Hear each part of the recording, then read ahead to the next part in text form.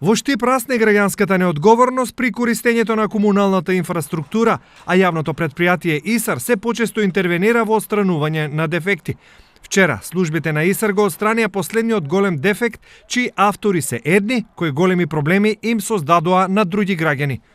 Може да кажам дека причината секој пат доаѓа од граѓаните, не од сите, значи од некои несовесни граѓани кои особено во последно време со тие влажни мерамици кои ги употребуваат во канализационата мрежа, доаѓаат до запушување на канализационата мрежа. Станарите на 2 згради од улицата Солидарност, кои речиси една недела имаа фекалии во подрумите и цели 4 дена немаа вода, скапо ја платија ноншалантноста на своите соседи, но полошо од нив помина ИСАР.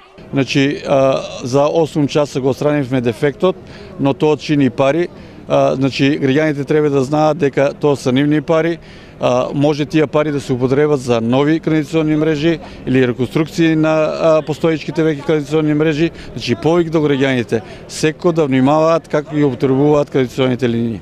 За жал, вакви и слични интервенции ИСАР има се почесто што потврдува дека наместо да расне, нивото на граѓанска свест опаѓа. Зошто? Не свесни луѓе, се и све што можат да фрлат. Вика, сечие и ничие. Таа старата девиза се уште владее. Сечие и ничие.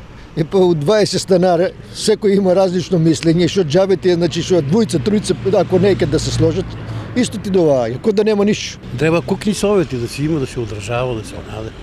Али сите избегават. Тоа е. Треба совесно со сите станари. Онака сите ќе губиме ако не сме единствени. Ова, заедно со зголемените трошоци, потврдуваат дека нешто треба да се менува веднаш, зашто за само една година ИСАР по основ на вакви интервенции плаќа и до 5000 евра. За штипското јавно предпријатие, ваквата динамика на дефекти значи се повеќе пари кои на крајот пак ќе мора да дојдат од граѓаните, секако со зголемени цени на услугите.